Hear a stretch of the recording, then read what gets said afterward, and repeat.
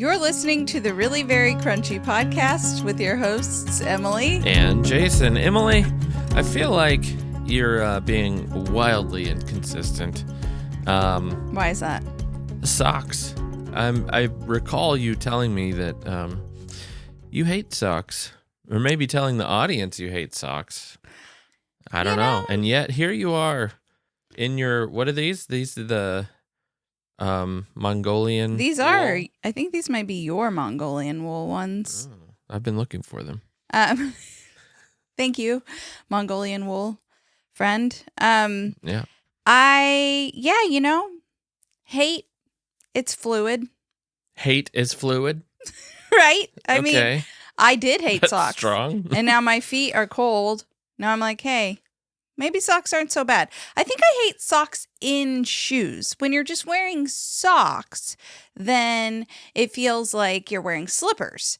But socks in shoes, that's just a different thing. It feels like you're wearing slippers inside of shoes. No, it feels like it's like, okay, shoes are foot prisons and socks put you in solitary confinement. Foot prison. So it's like No, shoes are protective gear against the elements in which Who's protecting who? But what? The You shoes are could say a protecting your prison feet. is a protective element. Oh. Well, So- I guess prisons protect us or from the prisoners. I'm just saying socks and shoes, meh. Unless it's really cold and you just need the layers. Okay, I'm learning. Maybe hate is a strong word. Maybe I should stop using the word hate. Some people hate the word hate. I mean, hate's And they don't bad. like to use it. But we use it pretty loosely. Yeah, like Oh, I hate that. I hate squash. Yeah. I hate it. Wait, just summer squash, right? Hate it. You don't hate like acorn squash, butternut squash. I strongly dislike those, What? but I hate summer squash. But you don't hate the others. No, it's like, okay, so you have Zucchini? it's okay. Yeah. It's okay. I will take zucchini and eat it as a substitute for my noodles because I eat keto sometimes, not lately. But yeah, lately it's like, well, there's noodles. It's Thanksgiving, am I right? And when I'm on keto, it's like, oh, zucchini noodles. Yay. It's just okay. It's like, doesn't make my day better. Doesn't necessarily make it, it makes it a little worse. Summer squash ruins my day. I fully enjoy zucchini noodles. I think they're delicious. You don't enjoy it more than regular noodles. Yeah. Bread noodles. I don't go back for more and more and more. Like it doesn't cause... That's a surefire sign that it's just okay. Or that it's satiating and the other isn't. What about acorn noodles? That's satiating. Is it? Isn't it? Isn't it like supposedly the best? Yeah, I mean. But this is acorn squash noodles. I don't know. Acorn's its own thing. I never even heard of acorn until 2025. It sounds like one of those things. No, Yeah. It's an ancient grain. It's like been around probably longer than summer squash. I think most ancient grains haven't been around longer than a decade. It's like, acorn. It's an ancient grain. The Hebrews used it. Yeah. Look it up. It's like Ezekiel bread. It's like, this is the bread they ate in Ezekiel.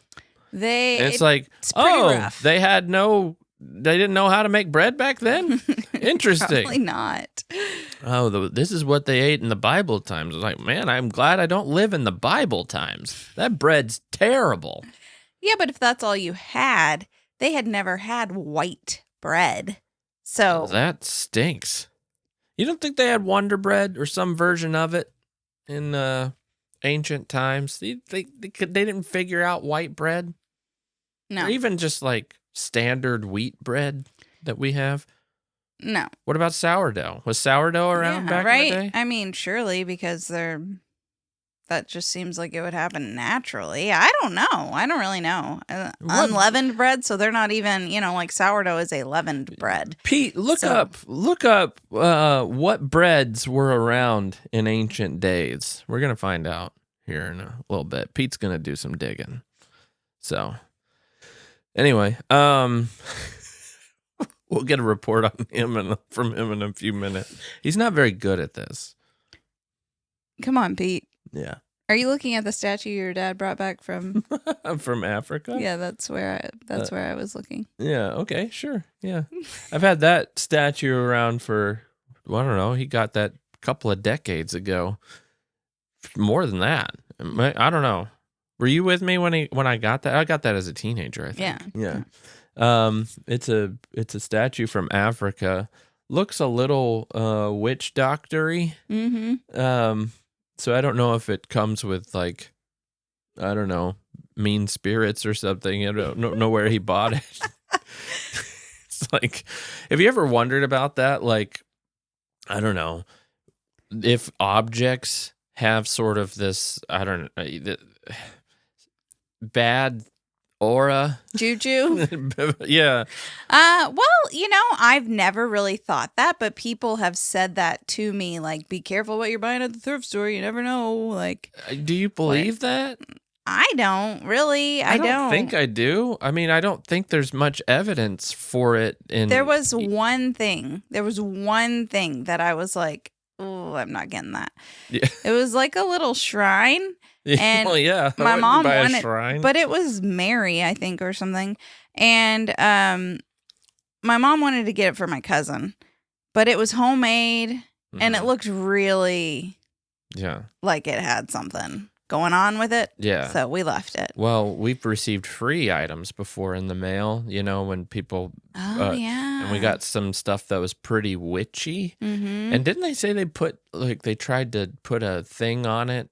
What is it? A pagan blessing over it or something like that. And it's like, we didn't let it stay in our house overnight. It's one of those things. It was sitting in our house in the box overnight, though. Wasn't it? No, yeah. I think I put it immediately in the garage. No, before we opened it. Oh, before we opened it. Yeah. Well, since we didn't open it, I don't think It's the spirits sealed. could break the tape. seal. Yeah. The tape. I think that was fine. Right. Yeah. Cardboard keeps them in. I don't know. Maybe it's still here. Well, that's the other question. If you put it outside in the garage, can it not come into your home? Or like, what exactly is the seal? Didn't you put it in the trash right away? I feel like you did. Maybe, yeah. I don't know. Can it not get out of the trash can? That's what I don't know. Like, if we're talking, do objects carry spiritual power? Something, if you try to throw it out, do garbage bags hold it in like it would a smell? Like, at what point can it walk through into your home? I think someone who would give merit to something like that. I'm not making fun, by the way. No, I really don't know. Maybe there is something to that. We aren't theologians on that kind of thing. No. We aren't theologians. So, I think some people would say just get your house blessed. Yeah. But I don't know. Yeah, I don't know. This conversation is deeply problematic for some people out there. You guys are not. Well, some people give a lot of power to things like, for example, the rosary. Isn't there a story of, who's that serial killer? What? That one guy. This took a turn. That one creepy guy. Dahmer. Maybe. Okay. One of these guys who was going after the teenage girls who's that? It fits the bill for just about all of them, but go ahead. Went into H.H. Holmes. I don't know. No. Okay. Ted Bundy. He's one. There's a. It was one of those guys. Okay. This gives my story a lot of merit, right? Yeah. Because It was one of those guys. I mean, they're all the same. Yeah. They get their anyway, kicks he was from like killing. going in. Sorry that kids are listening to this, Jason. Yeah, you brought it up. I know. So he's going into this girl's room, supposedly, and she held out a rosary and it like knocked him back and couldn't. I don't know. I think don't he's feel even like that spoken happened on to it. Ted Bundy for some reason. I don't think More of a Jeffrey Dahmer. Maybe. kind of I don't know. thing. Nah, let's We'll don't have look to- these up Pete, around your kids. Pete, Hey, look it up. Yeah. Pete, can you verify? He's deep into the other thing. I don't just even remember know- what we asked So him. then he's looking up the bread. Oh yeah, ancient bread. So we just, I don't know. Some people believe that things carry power. And I mean, I obviously believe that the spiritual realm is more prevalent than what we think it is. Oh, certainly. I mean, than what the average person thinks it is, you know? Yeah. They had rye bread. That's what you were looking at? Yeah. I was like over here trying to have a conversation with you, and I'm like, who is he texting right in the middle of dense this? loaves made from rough flour and water, baked over fire or in hot ashes. Yes, I think most of us know that Okay. it wasn't. Yeah, but it The wasn't most delightful. Ezekiel bread. I bet Ezekiel bread was better than Back what it then? was. No. What we Oh. have now. Oh, you're saying Ezekiel bread is better than what they would have had back then. Yeah, and that's sad. You think? Yeah, we gave up all bread, and then we started buying some Ezekiel bread. This was a while ago, like several years ago. I don't know why I wasn't just making it, but anyway, then we decided, no Yeah. bread's better. No. Rather just not have bread than have to eat Ezekiel bread. This episode, by the way, is not sponsored by Ezekiel bread. Clearly. Wouldn't that be disappointing for them? What if Ezekiel bread, however, is helping fight off the evil spirits? That loaf that's stuck back in the freezer that we forgot about because we just couldn't bring ourselves to finish it, but it's providing a positive spiritual At force. some in point, our home. we're going to get attacked because we're making Did you hear light that of it. story about Jeffrey Dahmer and the girl got up in bed and showed him her Ezekiel bread and he was smashed against the wall? No. Someone's going to know what I'm talking about, and they're going to verify in the comments. I just think know that it. movie was The Exorcist. I don't know. I've never seen it. I haven't either. I'm not interested. That's the other thing. Okay, and I don't know how we did not plan this, by the way, but I don't know. I don't feel good about watching deeply horrific movies, especially with a spiritual element to it. It feels dark. Yeah, I'm not interested. I think your activities, your mental state, your spiritual state, I think it all definitely plays a part in what you're allowing in your home, certainly. An object that you're not trying to bring in for I think your intent matters. You know what I mean? I don't think if somebody just threw something into your home that you don't know about, it's bringing a spirit that's, maybe I'm wrong. I don't know. It just sounds a little hokey. The Yeah. object part, Yeah. just a straight up inanimate object. Like maybe Carrying power You have itself. to give it power as well. That's what I'm saying. Your intent or the intent of those using it is where the power actually is. Yeah. And rather than the object itself. I don't really think a voodoo doll really works, Yeah. right? But I'm not saying there's not weird spiritual things that people can do independent of the doll. Right. I don't know. Yeah, we aren't. Yeah, we don't know. No, I'm just just talking, just working it out. Well, anyway, we're getting rid of that statue on my desk. That's for sure. Maybe that'd be crazy if I just set it outside the house and our lives just got 10 times better. Yeah, maybe I we feel should like try it. we're in a good place, but maybe it's just a one of those a spiritual element that's just slightly not good. Sometimes our It makes me a little more 5-year-old cynical. struggles. Maybe it's the it's the guy It's over there. You never know. What would you purge? I mean, there's all. Who knows what happened to that second grade trophy you have over there? You don't know what happened. That was a high school trophy. That tiny thing? Best band attitude, remember? Oh, that's sad.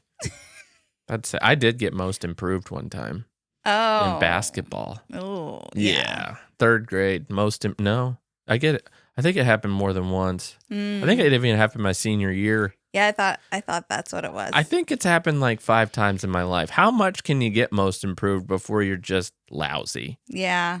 Best band attitude. That was my freshman year. A lot of freshmen didn't get trophies at the awards night. Have the best attitude out of the whole band. I would rather have best musical artist band attitude of the year. I was really committed. Speaking of attitudes, I need to publicly apologize again. Let's hear it. Is it about socks? No. Oh. Someone said that I'm just always acting above you. Here we go. Yeah. Okay. Should I read it? Sure. Pete, pull it up. Send it over to my phone. All right. Okay. Wow, that was nice job, man. That was quick. I didn't mean to have this ready, but here it is. Right in front. Emily's attitude. This is a listener. This is a comment on you're Spotify. Listening right now, probably. Lotto Flower. I just want to, talk about you this. Called them out by name? I doubt her. What if they have a voodoo doll? I doubt their name is Lotto Flower. And if it is, that's cool. That's awesome. Love your name, Lotto. Are you sure it's not Lotto? Lotto. It sounds like a username. Yeah. So, okay. But that's cool. It's not a bad thing. It was on last week's episode. Emily's attitude in this episode feels really off. She is the weird one. So maybe she's saying I'm not always like that? Yeah. I thought you were fine. That episode. Emily's attitude in this episode feels really off. She is the weird one. And I honestly don't understand how Jason has the patience to put up with that kind of disrespect. It's constant. Little digs, indirect comments, always trying to seem above him. The episode is entertaining, but the dynamic is getting hard to ignore. I guess I need to work on my best band attitude again. I think you need to take that trophy back. Your attitude is poor. I went back and listened to the episode because I was like, what is she talking about? That was a waste of your time. Thanks for the extra listen. I wasn't sure. I couldn't really point it out. I think you don't maybe my disrespect is just so deep. It's so prevalent. I just haven't said anything. That's actually why Bob quit and we had to hire Pete. He's like, I can't stand the disrespect of a wife to her husband. It's too thick in this room. Too much. It's way too much. It's just constant. I don't even know what to say. There's just constant digs. I feel this big when you talk to me every moment. Tiny, in case you're not watching the video. Small. He's being sarcastic, in case anyone's wondering. That's another thing people don't get. I don't think Lotto Flower understands sarcasm. Maybe. Or our dynamic. That's for sure. If one thing's true, they might understand humor. They might understand sarcasm. They do not understand our dynamic. I think part of it could be if they're watching the video, I look away from you a lot and it makes it look like I'm rolling my eyes, but really I'm just a little like... You're just constantly I can't sit here this long, sit still, and what am I looking at? We have never diagnosed Emily with anything, but if there is a severe distraction disorder, like ADHD, I don't know. People don't think it's real. And I can see that. People don't think birds are real. So, whatever. I think, like some people think maybe it's just a personality tendency. Whatever the case, maybe your personality tendency is that you cannot focus on one thing at a time. Right. It's a good thing that we do this podcast in a quiet room without anything else going on because if we didn't, it would be a very annoying awkward recording. Podcast. Yeah. hey, can you get me a pizza over here? Well, my friend told me that she listens to this podcast of these sisters that ride in the car and talk together, and they just make commentary on things going on outside while they're That's a good idea. Well, we've done that. We did. We did this. Yeah. Once, but not to emulate not that. as a regular thing. We hadn't recorded a podcast and we were going on a trip. So that's why we did that. But that's a good idea. To do that regularly? Kinda, yeah. To let whatever you see inspire the conversation. Right. Yeah. That's neat. Let's do it. Let's steal their show. Yeah, I can't even remember what the show's called. Pete rides in the back. Hey guys, I'm looking it up. I like how you keep looking over there. I want to include him. Mm-hmm. What were you saying about that? So anyway, you're a mean person. Horrible. Apparently. The worst. Somebody is like, I can't believe he would say that to her. I don't know. I mean, I've never gotten that vibe from you. I mean, there have been moments where I'm like, lady, I'm the man of the family. What are you doing? Have there been? No. Probably, but No. We don't approach life in the same way. I mean, we're not the type of people who are like, we don't have our own roles within family and the way we set up our family, but we're also not like, I don't know. There's not a hierarchy in the sense of you must obey everything I say. And you're not saying anything for me to obey is the thing. Well, I know, because I don't look at you in that way. Yeah. I mean, we just make decisions together and it works out. Some people don't like that. I guess. I mean, Lotto Flower doesn't like that. Or she doesn't like, I don't know. So anyway, that I guess sometimes now I feel a little sheepish. Yeah. I feel like, because you might be disrespectful. yeah, because this isn't the first time. So we got a handwritten letter. We did, and she said, please don't read. This stays between us. Do not read it on air. And I'm like, Bob, give me that paper. I'm reading it on air. I didn't use her name, but yeah. That was interesting. It's interesting that people have an opinion so strong in a negative sense. Positive's great because you want to be nice to people and encourage people and stuff. But the negative stuff it's never constructive. It's always really, it falls in line with rude, and not just because it assaults our feelings, but it's like, it's usually very direct when we get negative feedback. And borders on rude, like them calling you weird in that. Like, Emily's the weird one. Like, that's unnecessary. You don't know how Emily would take that. Especially if you're over here saying our dynamic is bad and that she's being disrespectful. You're obviously not in tune with how we're communicating. Therefore, you're saying that she's weird. You're not communicating well in a positive sense at all. Mm-hmm. And we get that a lot. I don't understand why people feel like they can be, they can't give constructive feedback that could be perceived as negative. They actually just do it in a very negative way. Oh, yeah, I could see that. Like, you could say this episode felt a little bit off. And I don't know if you guys are seeing eye to eye or something like that. Yeah. You mean? Or give some specifics. Well, she gave specifics. No, she didn't. She said, making little digs here and there. I'm like, what? I need receipts. What are you talking about? I don't even think you gave me a dig. Did you put it? Give me what? I don't know. Maybe hating on helium so much. So I'm the one that made fun of you about your love of helium and how we shouldn't use it, and it's not a renewable source. Love of helium. Yeah, your love of helium. It's like, we shouldn't use it. Can you please get me a bumper sticker that says "I heart helium"? I heart helium. I break for helium. But it has a picture of a balloon with an X over it. Yeah. Yeah. I heart helium. Well, that should have been the name of the podcast. Yeah.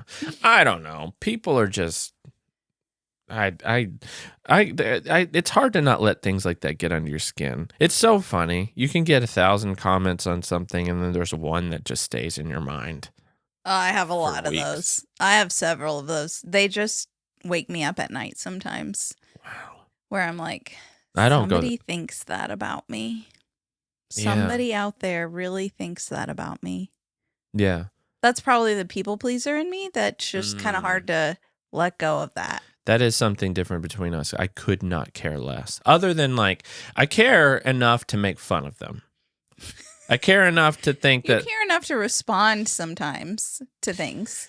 Yeah, mostly because I think people are going to see that and then, like, I feel like there's an expectation to defend myself in a way. Not always. Sometimes I'm just trolling back, and I don't. It's just fun, but I don't let it keep me up at night. Whether it's in person, whether it has to do with really very crunchy, anybody's opinion of me never keeps me up at night, except your opinion. Yours that matters. I was up in the middle of the night last night thinking about how I'm not doing enough for our children. I'm not enough. I mean, you breastfed them. That only carries you so far, Jason. I mean, what more does a child need? But, like some people would say that's the enemy. It's attacking you. It is. And then sometimes it's like, well, maybe it's a wake-up call. It's the statue on my desk. It comes to you in the middle of the night. It's like, you're not enough. You're not doing enough for your children. Do more crafts. I'm going to put you in the garage, crafts. Statue. You tell me that again. Like little kid crafts are inherently wasteful. So I do have a hard time doing like little cutesy crafts. I used to do more of that, and then I became more mindful about my waste, and I just don't do as much. I would value the child over the waste. Right. I agree. I don't care about that waste. The small amount of craft waste we are going to have in our lives is going to be insignificant to the garbage heap that is pouring into the oceans from China. I also think about like, what do I think about? Crafts. And hating I don't yourself. know, we woke up and the earth was blanketed in snow. It was. So we went out and we built a miniature snowman because it wasn't sticking. Yeah, it wasn't sticky enough for a big one. Does that count as a craft? Certainly. A little miniature snowman? A renewable craft. It melts back into the ground and turns into helium. That's my kind of craft. We used a grape as the nose. Yeah. Oh, bird's probably going to get a treat there. Exactly. There's nothing wasteful there. Yeah. And then, no, that's great. I don't think you should limit yourself to renewable crafts. Yeah. That's crazy. I could do crafts only made out of nature items. That's a thing. It's certainly harder. I'm sure there's an abundant amount. Yeah. My mom got served these ads on Facebook over and over called The Wild Child or something. They're these books with all these nature crafts. I could just borrow them from her because she finally succumbed. And it's got to be hard because nature crafts, like think of a leaf crown type of thing. You have to have the perfect leaf. True. They don't always just work out. You don't have the right twigs. You don't have, there's different. I think my messiness also gets in the way of not knowing where anything is. And so it's like, oh, let's do this craft. Oh, wait, I don't know where that is. Or do we even have that? I couldn't even check. We need that. It's like the Barney bag. Mary Kondo or whatever. Marie Kondo. Yeah. The KonMari method. Yeah, or something. Because our organization skills are lacking. But I feel like she's like, no, just get rid of all of it. And then you're just supposed to buy new. That's one thing that kind of bothers me about minimalism is so like if you live in Texas, you shouldn't hold on to that winter coat because you're just never going to use it. But then we were talking to someone. Yeah, this guy said anytime he's going to go somewhere cold during the winter, he just buys a new coat because he can't sacrifice the room for storing it because it's not something he uses daily. Oh, I'm not about that. No. I mean, I don't know if we've ever talked about this on the podcast, but minimalism is sort of it's its own potentially wasteful. Yeah. I guess the idea is to combat the wastefulness with your minimalism. Like your minimalism outweighs whatever wastefulness you would have. However, if you just store everything, the thought would also be that like you're not wasting anything, you're just filling up space. Mm-hmm. Making your life buy annoying. a new coat every time you go somewhere cold sounds crazy to me. Well, only if they're going. I mean, he has like what he needs for his climate, but then if he's going skiing, which he might not do every year, he's not just going to have that ski coat that he's got on hand because it takes up too much space. I guess. So he's just going to get a new one. You can donate it, so it's not like you're throwing it in the garbage. To me, that makes more sense in a place like Hawaii. But I mean, 2 years ago or something, most of Texas had a big blackout because of snowstorms. So I mean, it's like there's not and we were in Texas when it was cold. There's not no scenario when Texas is just doesn't I guess get it depends some on where cold you weather. are in Texas, but yeah. I mean, I don't know. I like the idea of minimalism until I want something. That's the thing. Yeah, I think it's tricky because I only use my dehydrator. I should use it more, but only a couple times a year. But I want to be able to pull it out when I want to use every it. time you want to use it. I guess maybe some people would say borrow that kind of thing, but it gets old that's borrowing weird. things. This is the 10th time this year, Janet. Like, buy your own. I borrow stuff from my mom all the time. Well, that's different. It's your mom. Yeah. She doesn't care. And you give it back. She's 2 houses down. Yeah, but I'm just saying, do I need that? I could clear space if she's going to hold on to hers. I guess. Okay. No, well, the whole thing that bothers me about her method, or not your mom's, but the Marie Kondo. Yeah, is really it's how she folds her laundry. You don't I could like that? never. I could never. The upward. No. I could barely roll up my underwear. And yes, I roll my underwear. I don't, which You might roll be. your underwear? I roll it. Put it in a basket in my closet because we don't have space for. Poor Jason doesn't even have drawers because our bedroom's so small. There's only room for one dresser. Yeah. He just stacks all his clothes in the top shelves of his closet. Yeah. Our closets are tiny.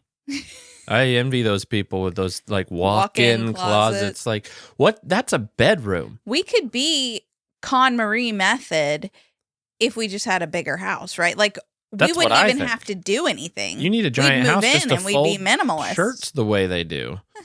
Like, I don't understand. Like, I don't have room to fold my shirts that way.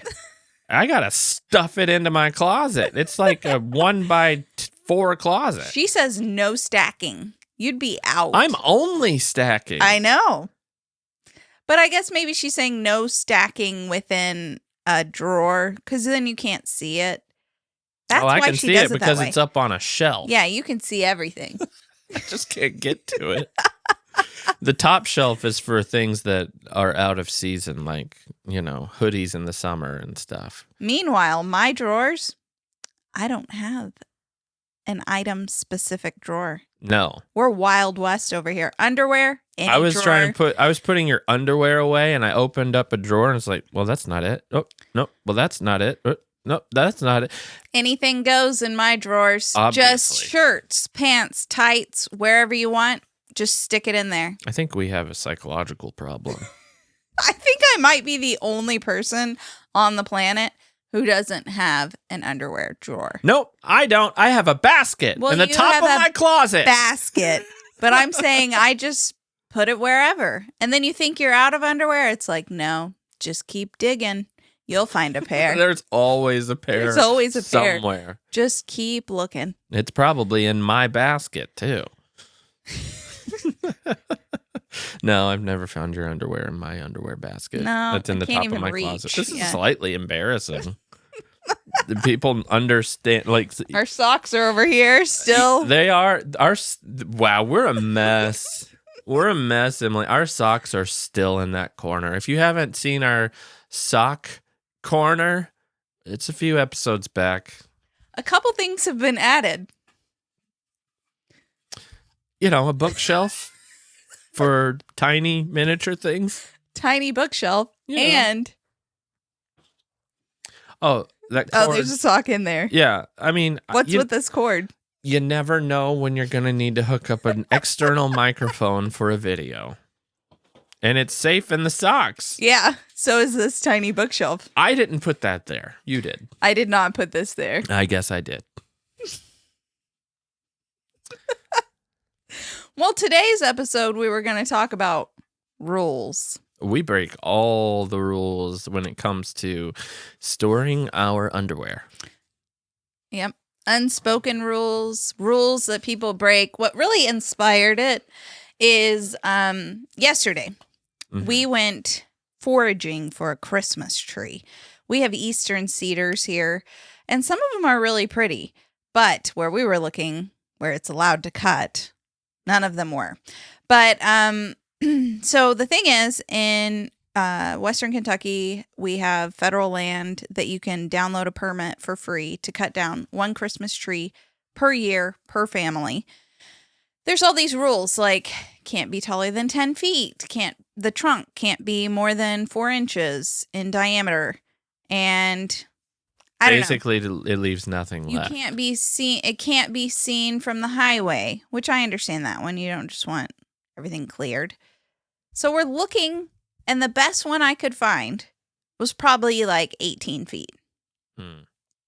But most of that was trunk. Like the greenery part was probably only still 10 below feet. the inch level in the trunk. Yeah, it was a scraggly little thing. Yeah, probably wasn't going to live much longer anyway. So I'm like, let's get that one. And Jason's like, that's breaking the rules, Emily. We're going to get arrested. Well, I don't think anybody's... You were. Hyperbole. You were being very intense about it. I found several that I liked that were like 30 feet. And Jason's like, no, that's too far. Well, you're not going to get a 30-foot tree onto the... You're doing it for the parade float. You cut it and then you cut it down. You know? Wasteful. No, I can use... That tree is giving off oxygen for us to breathe, and we cut it down.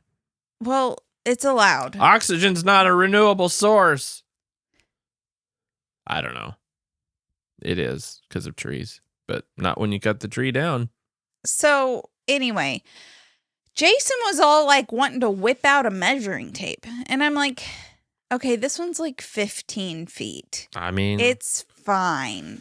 It's fine. They don't want you going in and cutting down the biggest cedar. This one was scraggly. And you would have cut down the biggest cedar. The trunk was tiny. It was growing it was growing with other ones, you know.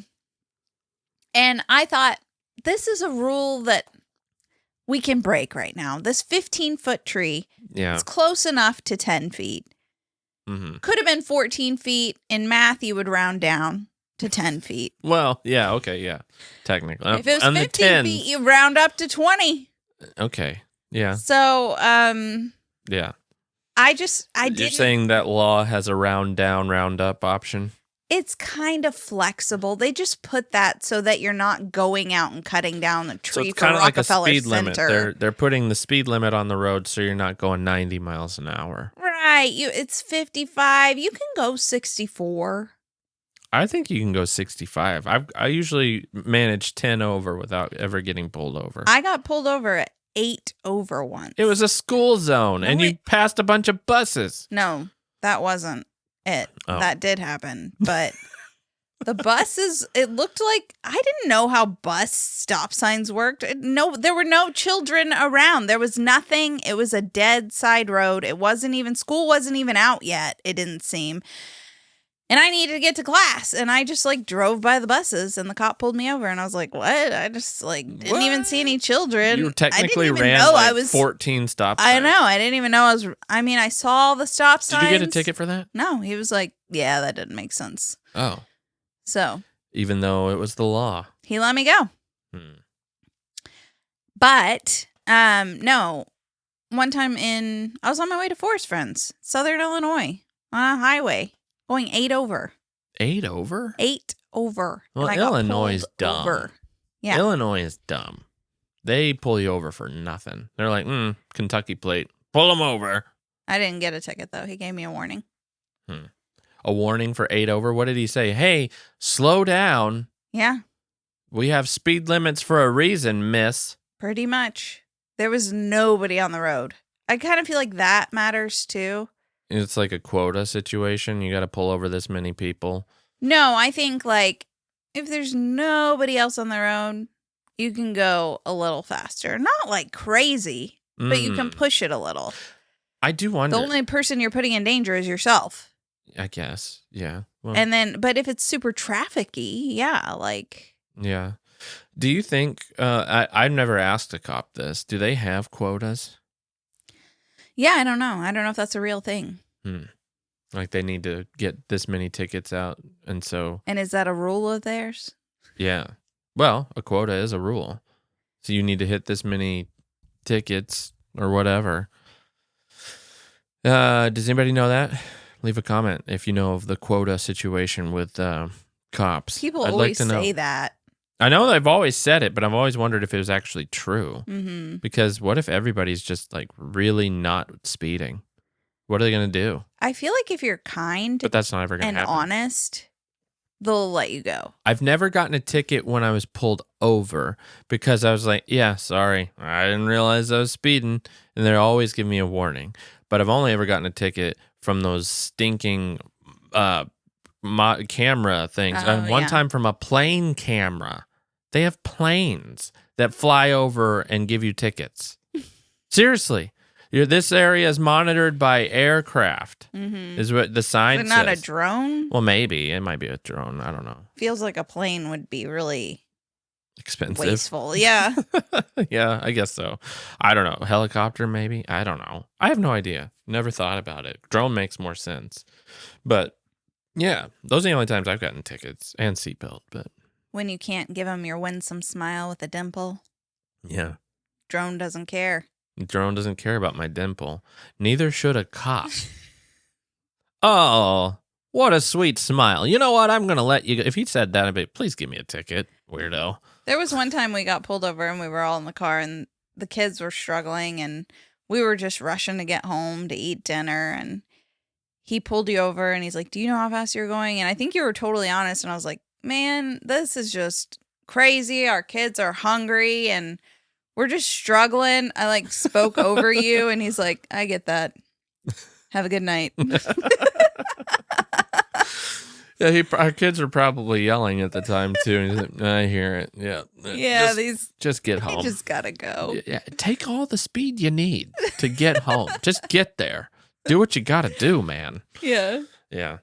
Well, yeah, that is a good question about rules just in general, particularly laws, because rules, I was a rule breaker in high school. I was a hardcore rule follower. Yeah. And then it gets annoying when you see other people breaking rules. You're Because like, you learn when you are a rule breaker, you learn early on that rules, most of the time, honestly, there's a lot of rules that aren't very good. Or the messaging on the rules aren't very good. It's not clear why the rules exist. And I think particularly for kids, if you're going to have rules, there needs to be a good rationale. Because a lot of kids, there's plenty of kids out there who just don't follow the rules because they think it's dumb. mm-hmm. And That really, was you. That was me. That's how you always were in any time in our marriage where I've seen you break rules. You're just like, well, that rule's dumb. It's a stupid rule. Why would I follow that rule? It means nothing. It's just arbitrary. But then we're out there cutting a tree and you're like, nope, that's bigger than 10 feet, Emily. And I'm like, that's the kind of rule that's dumb. Like that's not really. I get it. But you can look at the tree and use judgment. I think that's the thing. That rules are made for people who lack judgment. I've changed a little bit, I guess, because I don't know. That one yesterday I felt a little weird about but you were looking at some pretty giant trees, Emily. No, I wasn't trying to convince you to cut down giant trees. I was just looking. I would see green through the forest. Yeah. And I would have to go. We'd walk in, half a mile, and it's like, oh, that's 400-foot tall tree. It was up on a hill, so I couldn't really tell how tall it was. Tree's larger than the trailer itself. Yeah. So, I don't know. I'm not saying it's a good thing to be a rule breaker, but I was just kind of reading about the subject. Well, why do some people follow rules and some people don't? Well, it's the idea is that people who break rules, and I'm just summarizing what I remember here. People who break rules, they really just felt early on this restriction of their freedom. It's really about a restriction of their freedom. And if you're going to restrict a person's freedom, and if you have a sense of justice early on, for whatever reason, which I always did when I was a kid especially, you need a really good reason as to why this rule exists. I do it because I said so is never good enough. A sense of justice, though, like you would think that would mean you expect people to follow rules. No, it's a sense of, I expect there to be a good reason for the rules because I feel like it's unjust to impose a rule that is meaningless. And I don't think I don't see a lot of, as an adult, I'm able to distill down rules that I see like 55 miles. Why is this road 55 miles an hour? There's this road between home and college that was always 55 miles an hour. And I thought it was really dumb because it's this giant road, almost never any traffic ever. And it's very hard to not speed on. And you would always get pulled over if you sped. Yeah. You would always get pulled. And finally, years later, they changed the speed limit to 65 because they realized it was dumb. That's what it should be. And it's like sometimes you just see it for what it is. And I'm not saying, you didn't get away with it. So, I mean, that's not a good example, I guess. But like, you have to have a good reason to have a rule if you're going to impose it on people and expect it to be followed. Now, but what I was saying is, as an adult, I can understand that why something is 55.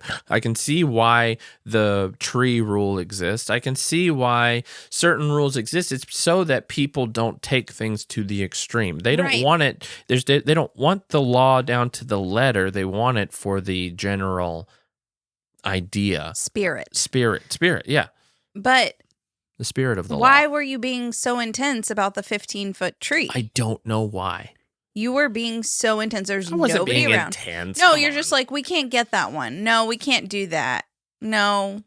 Well, the ones you were looking at were like 50 feet tall. No, Jason, there were like 15, 16-foot trees. Most of the time when I said I don't want to get that tree, it was because it was on a major highway and it was busy. No, that was on the way home after I was disappointed with the tree that we got. And there's like these scraggly little trees growing on the side of the interstate that nobody cares about. Yeah. I don't know. Maybe it was just a mood. Maybe I felt like being a rule follower that day. So like one thing, I know that I've had people say to me, I'm not really supposed to do this, but I'm going to let you. Yeah. I can't think of situations right now. But it is funny when people feel the liberty to break a rule. Like, well, it's like getting sat down at a restaurant, like that area is closed, and like, oh, can we sit over there? And like, well, I'm not really supposed to let you, but okay. No, I've had people tell me no. Oh, I know. I have too. For sure. I'm just saying, I'm throwing out I don't know. We were in New York, and we were at a coffee shop, and the bathroom said for patrons only, and there's a code on the door. And someone walked in, and they were like, what's the code to the bathroom? They asked me as I was leaving the bathroom. And I told them, but I sort of felt like, are you a patron? Yeah, are you a patron? Are you going to buy a coffee? This coffee shop requires that you have a coffee in your hand if you're going into this bathroom. You don't know if they were going to be a patron. They weren't, though. I watched them leave. And the bathroom was disgusting. And it's like, well, it's because people like you who didn't even buy a coffee. You're just coming in, using the bathroom. Yeah. The bathroom thing was sort of a issue in New York. You can't just like pop in somewhere. Yeah. And a lot of places just didn't even have bathrooms. Yeah. Yeah. Well, that's not on you. That's not your rule. You aren't breaking a rule by telling them a code. They are breaking the rule by getting the code and using it. Because honestly, an employee would probably tell them the code because they don't know if they're going to be a patron or not. It's the, what is it? The, ignorance is bliss. And I mean, it's a non-controversial thing to just give them a code and assume, well, maybe they'll buy a coffee. Yeah. And then, even if they might not. But I mean, the rule is there because most people won't try to use the bathroom without buying a coffee, right? Yeah. That's the idea. Whether it works or not, I don't know. Probably not in New York. So I think there's a temptation, though, to only follow rules when it suits you. Like, for example, we go to this kids' mini golf place, and you can rent these golf carts to ride through this little forest area. And it clearly has signage that says you have to have a license to drive the golf cart. Sure. Yet, you let the boys drive the golf cart. You know what? in your lap, I guess. I understand that rule because they don't want the 8-year-olds driving and killing people. Or the but we goats. let our 8-year-old drive. But He's responsible. It's very responsible 8-year-old. I mean, I know my 8-year-old. He's going to be fine. I would not want another 8-year-old to do it. And I wasn't. We don't let him drive when it's around other people. Yeah, so then it's like we know that we shouldn't be letting them drive. That's a rule I was willing to break. I'm trying to think of other. What was the refund one that you were just telling me? The refund. What do you mean? Dead air, Emily. What are you talking about? Yeah, no, we called somewhere. I'm trying to remember. I don't know. I'll think of it. Hey, Pete, look that up in my memories. What? That's not how that works. We're not in the Matrix right now? No. Well, maybe. I don't know. Yeah. Well, I mean, no great thing happened by following the rules. That's for sure. You think? Yeah. Innovators.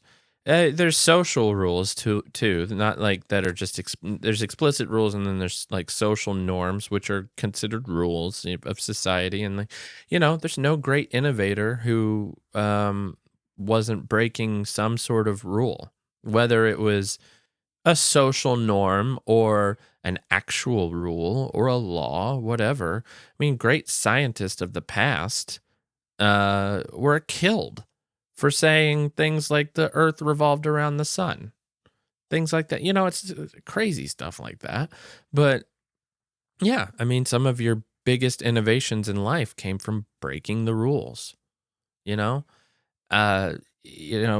convention was all phones needed a QWERTY keyboard, and Steve Jobs is like, no, we're doing a screen, an LCD screen, and it's going to be amazing. And he broke the rules of the industry because that's what. I don't see that as a rule. Well, I was saying that's what, okay. But yeah, because that's just technological advancement. Rules keep you within this confinement. Yeah. By design. And those rules should be there. Laws should be there. There's rules that should be there. But it is no secret, and this is just how humans work. In order to innovate, in order to be creative, in order to do anything worthwhile, you have to get out of confinement. And so that doesn't mean you get to drive 90 on the road. That's not going to help you unless you're testing out an engine. For me, I think where I am tempted to break rules is when it comes to relationships. So if undermining me all the time, just trying to one up me and disrespect me on the podcast, Lotto Flower. I think well, say you weren't supposed to let someone do something, and nobody's around and it's not really going to hurt. Okay, here's an example. My older son was taking horseback riding. Yeah. And my younger son really wanted to ride the horse. Mm-hmm. But this stable's insurance wouldn't let kids under 6 ride. Okay. And he was 5 or 4 at the time, maybe. And he's just sitting there like, I really wish I could have a turn. Mm-hmm. What do you tell the kid, like, sorry, insurance won't let you? I mean, which they won't. They won't let you until you're 5 or 6 or whatever. That's wouldn't let him have lessons, but then they're like, let him ride. Oh. They let him take a little ride. Well, maybe that's why the stable's shut down now. That stable no longer exists. That's not why. They're letting too many 4-year-olds on the horses. No, there was someone coming in building a bigger, better, fancier stable, and this other person was like, well, I'm not going to be able to compete with that. Maybe I'll just give up. I think she was done too. It was over. We're now giving infant horseback riding lessons. So that's how you compete. To me, I'm like, Yeah, he should be able to ride just let him ride the horse. Just Yeah. let him ride the horse. I'm not going to sue you. Well, okay. You know, You can't as a business, you can't take that attitude. but they let him. That's the difference. And I didn't Yeah. ask for it. They just like heard him saying he really wanted to. Hey, you can. We don't care about insurance. Well, what did they do if the horse throws him? That horse. I would sue him. What was that horse's name? Donkey or something. Weird. Donkey. It was like that horse isn't throwing anybody. That horse looked depressed. It was pretty. It looked like it was on its last legs. If you, yeah. It was a depressed horse. So I think it kind of boils down to, like I said, judgment and relationship. Yeah. Speeding doesn't influence a relationship. So that's a law that I think, you should follow. It's more of I don't know, but then it comes into levels. fairness too, because I've seen people break the rules for other people, but then not break them for me, and I'm like, what? My smile's not bright enough, or you didn't have that dimple to show them. what is it? Yeah. Yeah. Well, the unfairness. I hate unfairness. I really do, and that sense of justice. It really gets in. So if there's going to be rules, and then you see it in high school. I saw it in high school all the time. Mm-hmm. Kids that got special privileges, they were above the rules. But it's like because they were rule followers. I read this thing that most of your A students in high school and like really, just put together. Whatever they didn't end up being quite as successful as a lot of B, C, D students. I don't know about D, but Jason's motto is D's get degrees. D's get degrees as long Not as too you many average Ds. it out with C's. That's the other part of the rhyme. That is kind of funny. It's like, in the grand scheme of things, we went to a very middle grade college, Murray State University. Hey, represent. Very average. What the acceptance rate is probably 100%. I would say it's 110%. So we'll pay you to come like here. No, that's not anyone true. can go to college there. So why would you try super hard to be an honors student like myself from a university that's really not going to set you above anyone else? So you probably you just struggled it's by not you Harvard. Barely made it. Yeah. And you still have the degree to show for it. Right. Yeah.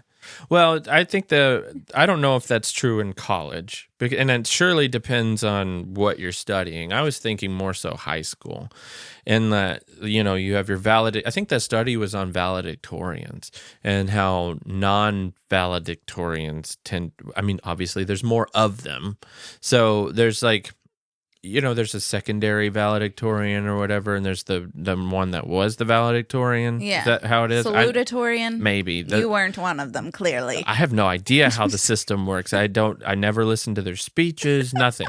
I always did think it was a little funny for a high schooler to get up in front of everyone and impart their wisdom. Thank you. I hated you all through high school, and now I hate you more. Oh, sorry. Strongly dislike. Oh, yeah. We're trying to work on that. Right. I hate your guts. No, I'm just kidding. No, it's something like the secondary person, the not as valedictorian person. Salutatorian. Yeah. Tended to be more successful than the valedictorian. And often that, it indicates that these people who are so stuck on this perfect path and don't have the freedom to break free of constraints. I just realized what Lotto Flower was talking about. Oh. In my mind, you're Redemption. saying this, and I'm like, oh, did you get that from Reader's Digest? That's the kind of thing. That's probably the kind of digs she's talking about. I think that's... Oh, did you get that from Reader's Digest? Oh, yes, maybe. I don't know where I read it. That's probably it. Okay, it's clear to me now. So, comedy? Right. I think that there's a subset of women out there that don't like funny women. I'm just saying. Not even saying I'm funny. Yeah. But well, you're funny. I sure know how to make a dig. Yeah, clearly. But not gold digging. Certainly not. No, that was a dig, but not a gold dig for sure. I was just thinking this morning as we were getting our kids ready. So we are very blessed and we're in a more comfortable financial position than we've previously been in. I mean, but we still have remnants of our harder times. For example, there was a time when I really valued natural fibers, but we couldn't just afford to buy our children wool scarves, cashmere. We had to sneak onto farms whatever. And shear the wool ourselves in secret. No. I found sweaters that I could just cut up. So one of our kids was wearing the bottom cuff of a sweater that I had just cut to make a scarf. Yeah. It's like an infinity scarf. And we still have that and we still use it. It's resourceful. But that's from a time when we couldn't just afford to buy like a wool scarf that I wanted. I used to buy a pack of wool socks, and instead of buying mittens as well, I would just put the wool socks on their hands because I wanted them to have wool mittens. But the wool mittens were like $38. Aren't wool mittens just socks with a longer thumb? Right? I mean, come on. Yeah. That's my quote for the day. Yep. I'm putting that on a t-shirt or a sweater and selling it. I'm an entrepreneur. Not a rich one. Sometimes people do have bad ideas and you just got to either watch them fail or... Where does that come from? What? Or you just got to watch them fail and burn. No, but... Like, what are you even saying? Sometimes you see a company open up, especially in Paducah, and you're like, nobody told them. That's really sad. They're like pouring their heart into that, and it'll be gone in 3 months. If you're ever opening a business, the question is, you have to ask yourself, what need or what problem are you fixing? Mm-hmm. There's a lot of businesses out there that didn't ask themselves that question before they started, and they're the rule breakers, though.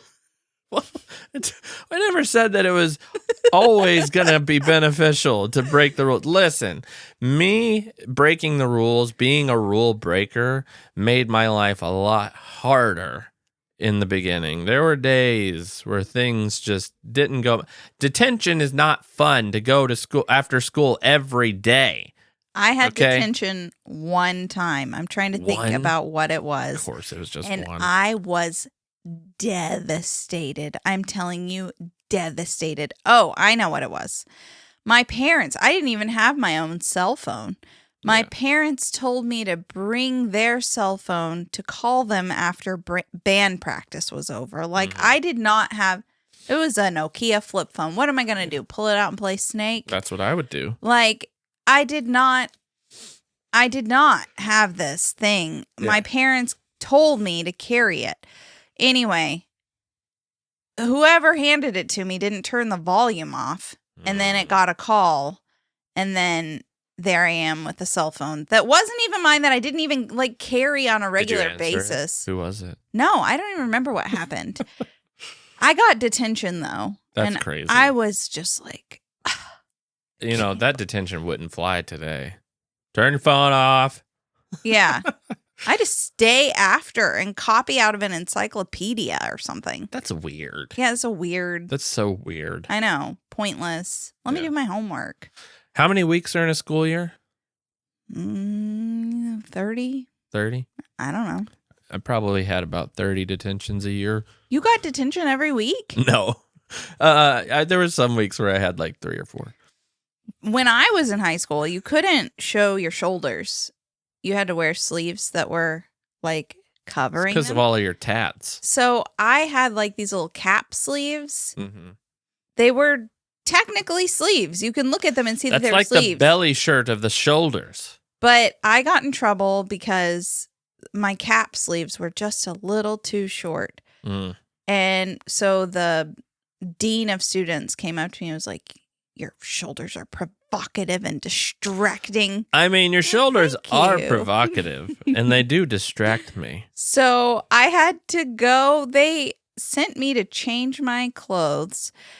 They sent me to the student resource center. And I was like, I'm supposed to come in here and get a t-shirt. And they couldn't just give me like a shirt that's my size. They gave me like a 3X stained, crumpled up, wrinkled. Oh, they always did that for what is it?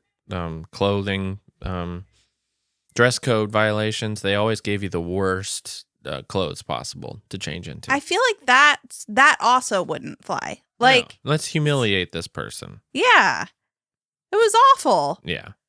For my cap, they had sleeves. Yeah. And I didn't get to show my shoulders. You better believe I was rolling that thing up. I tied it. You're a little bit of a rule breaker. No, I was just trying to make it work. Yeah. Well, I never got in trouble for showing my shoulders, that's for sure. Didn't you guys have basketball jerseys that were sleeveless? Yeah. I'm pretty sure our basketball team did too. I mean, Talk my about a shoulders double aren't standard. quite as provocative. So, starting to get a little hairy, actually. Anyway, well, if you're a rule breaker, you know what you could do? Leave a review. That'd break all the rules that you've been, you've been living by the rule of not leaving a review lately. And so I think you should break the rules that you've set for yourself and leave a review. Spotify or Apple, hit that 5-star button. I'm thinking of all the ways that I broke the rules. And That I break the rules. I'm trying to think of a way I didn't. It's not coming to me. Yet here we are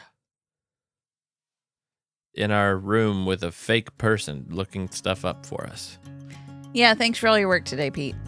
And Worthless. thank you for listening to the Really Very Crunchy podcast. And thank you, Lotto Flower, for giving us something to talk about. And now I know what she means. And I probably won't stop. Sorry. Reader's Digest, what? All right. See you next time, everybody. Bye.